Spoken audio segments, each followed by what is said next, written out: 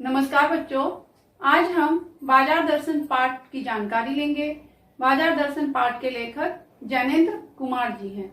जैनेन्द्र कुमार जी की यह प्रसिद्ध निबंधात्मक रचना है। इसमें इन्होंने बाजार के उपयोग, सदुपयोग और दुरुपयोग के बारे में चिंतन प्रकट किया है और बताया है कि बाजार मनुष्य की आवश्यकता पूर्ति का साधन है, न कि उसके शोषण और उसके अहंकार का। तो लेखक ने अपने मित्रों और अपने परिचितों के अनुभव को इस पाठ में चित्रित किया है और उनके अनुभव को चित्रित करते हुए लेखक यह कहना चाहता है कि हम बाजार का अगर सदुपयोग करते हैं तो उसका लाभ उठा सकते हैं, अर्थात हमें बाजार से कोई अनावश्यक वस्तु नहीं खरीदनी चाहिए। और अगर हम बाजार के आकर्षण में फंस जाते हैं तो हम बाजार से अनावश्यक वस्तुएं खरीदते हैं, तो यह हमारे लिए हानिकारक होता है। एक मित्र का उदाहरण देता है कि एक बार लेखक का मित्र और उसकी पत्नी बाजार में एक मामूली सी वस्तु खरीदने के लिए गए और जब वह शाम को वापस लौटे तो उनके हाथ में बहुत सारे सामान के बंडल थे, अर्थात वह बहुत सारा सामान खरीद कर ले आए। और जब लेखक ने अपने मित्र से बहुत सारे सामान के बारे में पूछा तो उसने कहा, उसके मित्र ने अपनी पत्नी पर दोष लगाया, अर्थात कह दिया कि इनकी इच्छा थी तो खरीद लाया, इनको जरूरत थी तो खरीद लाए। और होता क्या है कि लेखक के मित्र के पास रेल टिकट के पैसे भी नहीं बचते, अर्थात वह सारे पैसों से सामान खरीद लाते हैं। तो लेखक फिर मित्र को कहते हैं कि यह तुम्हारी परचेजिंग पावर है, अर्थात तुम अपने पैसे की शक्ति दिखा रहे हो, तुम अपने पैसे का बल दिखा रहे हो। क्यों? क्योंकि तुम अनावश्यक वस्तुएं खरीद लाए हो और रेल टिकट के लिए तुम्हारे पास पैसे भी नहीं बचे। तो फिर लेखक कहते हैं कि समाज में कुछ लोग संयमी होते हैं और कुछ असंयमी होते हैं। जो संयमी होते हैं वो फिजूल खर्च नहीं करते, जिस प्रकार लेखक के मित्र ने किया, और जो असंयमी होते हैं वो फिजूल खर्च करते हैं, जैसे लेखक का मित्र जो बिना मतलब ही इतना सामान खरीद लाया। और कुछ लोग ऐसे भी होते हैं जो आवश्यक वस्तु खरीदते हैं और पैसे को जोड़ कर रखते हैं, पैसा अपने पास बचा कर रखते हैं और गर्व अनुभव करते हैं। तो लेखक का मानना है कि हमें परचेजिंग पावर से बचना चाहिए, अर्थात पैसे की शक्ति दिखाकर हमें अत्यधिक सामान नहीं खरीदना चाहिए।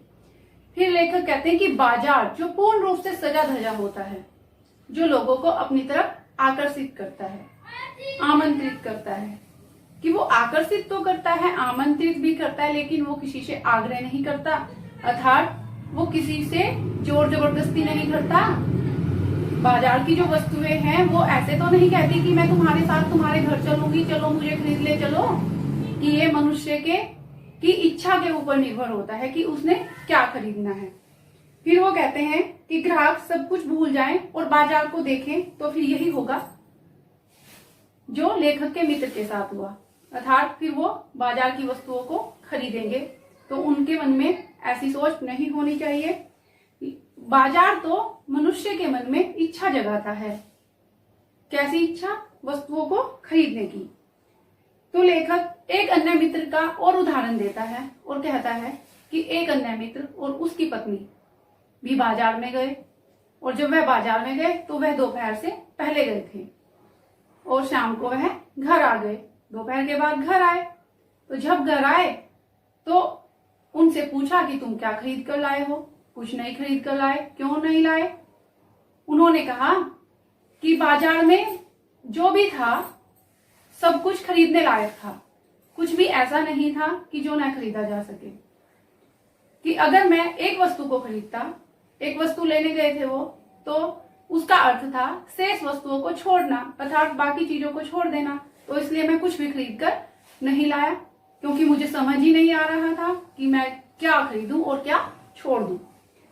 तो इस तरह से लेखक कहते हैं कि बाजार का रूप सौंदर्य तो ऐसा है कि जो आंखों के रास्ते हृदय में प्रवेश करता है, अर्थात हम अपनी आंखों से बाजार की चकाचौंध को देखते हैं, उसके आकर्षण को देखते हैं और वो हमारे हृदय पर हमारा वार करता है, हमारे दिल पर वार करता है। अर्थात हमारा दिल, हमारा मन कहता है कि हाँ, मैं इस वस्तु को खरीदूंगा क्योंकि वह मुझे अच्छी लग रही है, वह मुझे सुंदर लग रही है, क्योंकि वह मेरे पड़ोसी के पास है, मेरे पास नहीं है, इसलिए भी मैं उसको खरीदूंगा। कई बार यही होता है कि हम ईर्ष्या भाव के कारण वस्तुओं को खरीद लेते हैं। ईर्ष्या भाव मतलब कि जो हमारे मित्रों के पास, हमारे दोस्तों के पास या हमारे पड़ोसी के पास होती है जो वस्तु, उसको हम खरीद लेना चाहते हैं और फिर इस तरह से हम अनावश्यक वस्तुओं को घर में खरीद लाते हैं। तो लेखक का मानना है कि जब जेब भरी हो और बाजार जाने पर मनुष्य निर्णय नहीं कर पाता क्या खरीदे क्या नहीं, तो इसका मतलब है कि उसको सभी सामान सुख देने वाले लगते हैं। वह सोच नहीं पाता कि उसको क्या खरीदना चाहिए क्या नहीं। तो लेखक कहते हैं कि जब बाजार में जाते हैं तो हमारा मन भरा होना चाहिए, अर्थात हमारे मन में एक दृढ़ संकल्प होना चाहिए कि मैं केवल ये वस्तु खरीद कर लाऊंगा। फिर वह एक उदाहरण भी देते हैं कि जिस प्रकार से गर्मी में जब हम घर से बाहर निकलते हैं, गर्मी में जब लू चलती है तो हमें पानी पीकर निकलते हैं या पानी पीकर हमें निकलना चाहिए। क्यों? क्योंकि फिर हमें लू का प्रभाव नहीं होगा। तो उसी प्रकार से अगर हम बाजार में अपना मन भरकर जाएं, अर्थात अपने मन में संकल्प लेकर जाएं, तो फिर हमें बाजार का आकर्षण प्रभावित नहीं करेगा, अपनी तरफ नहीं खींचेगा। लेखक कहते हैं कि आंख फोड़कर मनुष्य लोभ से नहीं बच सकता, क्योंकि ऐसा करके वह अपना ही अहित करता है। आंख फोड़कर अर्थात आंखों से देखकर मनुष्य लालच से नहीं बच सकता कि भाई मैंने आंखों से कोई वस्तु देख ली और वह मुझे अच्छी लगी, मैं उसे खरीदूं ना, ऐसा नहीं हो सकता। क्यों? क्योंकि इससे वह अपना अहित करता है, इससे उसका नुकसान होता है, उसको लगता है कि मेरे पास ये वस्तु नहीं है।